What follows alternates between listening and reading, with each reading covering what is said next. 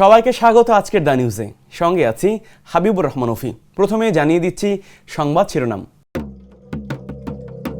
তাপপ্রবাহের মধ্যে খুলছে প্রাথমিক বিদ্যালয়, বন্ধ থাকবে প্রাক প্রাথমিক। হিট অফিসারের পরামর্শে সড়কে বৃষ্টি ঝরাচ্ছে ডিএনসিসি। এবং থাইল্যান্ডের ব্যবসায়ীদের বাংলাদেশে বিনিয়োগের আহ্বান পররাষ্ট্রমন্ত্রীর। এতক্ষণ শুনছিলেন শিরোনাম, এবার বিস্তারিত।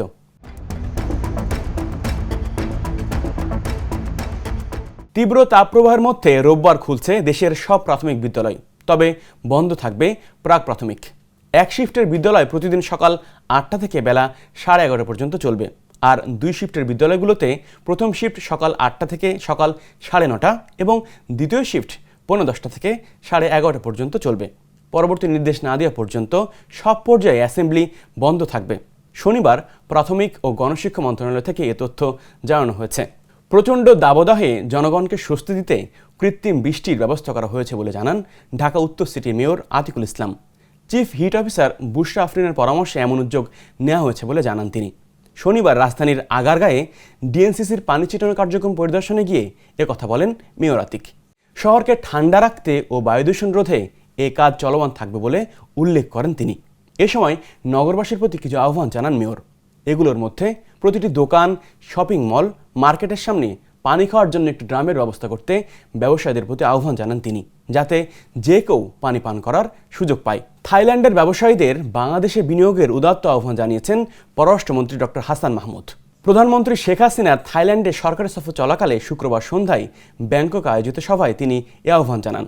শনিবার পররাষ্ট্র মন্ত্রণালয়ের সংবাদ বিজ্ঞপ্তিতে জানানো হয়, সভায় পররাষ্ট্রমন্ত্রী বাংলাদেশ ও থাইল্যান্ডের মধ্যে বাণিজ্য বিনিয়োগের সম্ভাবনার উপর গুরুত্ব আরোপ করেন। তিনি গেল 15 বছরে আর্থসামাজিক উন্নয়নের সব সূচকে বাংলাদেশের উল্লেখযোগ্য অগ্রগতি এবং স্বল্পোন্নত দেশ এলডিসি গ্রুপ থেকে বাংলাদেশে সফল স্নাতক হওয়ার বিষয়টি তুলে ধরেন।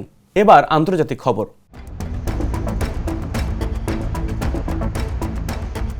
গাজায় চলমান সংঘাত নিরসনে হামাসের দেয়া যুদ্ধবিরতির প্রস্তাবে সাড়া দিয়েছে ইসরায়েল। শনিবার হামাসের এক বিবৃতির বরাতে এ তথ্য জানিয়েছে বার্তা সংস্থা রয়টার্স। কাতারে অবস্থানরত হামাসের সিনিয়র কর্মকর্তা খলিল আল হায়া এক বিবৃতিতে বলেছেন, গেল 13 এপ্রিল মিশর ও কাতারের মধ্যস্থতায় যে যুদ্ধবিরতির প্রস্তাব দেওয়া হয়েছিল, সে প্রস্তাবে ইসরায়েলের জানানো আনুষ্ঠানিক সাড়া পৌঁছেছে হামাসের কাছে।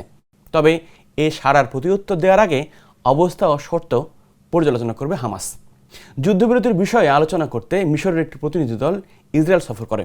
বিবৃতিতে জানানো হয়েছে, আন্তর্জাতিক চাপের কাছে কখনোই মাথা নত করবে না হামাস, তবে জনগণের অধিকার আদায়ের যে কোনো প্রস্তাবে নিজেদের দরজা খোলা রাখবে তারা। এ ছিল আজকের দা নিউজে। আবারও জানিয়ে দিচ্ছি সংবাদ শিরোনাম। তাপপ্রবাহের মধ্যে খুলছে প্রাথমিক বিদ্যালয়, বন্ধ থাকবে প্রাক প্রাথমিক। হিট অফিসারের পরামর্শে সড়কে বৃষ্টি ঝরাচ্ছে ডিএনসিসি। এবং থাইল্যান্ডের ব্যবসায়ীদের বাংলাদেশে বিনিয়োগের আহ্বান পররাষ্ট্রমন্ত্রীর। প্রিয় দর্শক, পরের সংবাদ দেখতে ভিজিট করুন danews24.com। চোখ রাখুন দা নিউজের ফেসবুক পেজ ও ইউটিউব চ্যানেলে। সঙ্গে থাকুন। শুভরাত্রি।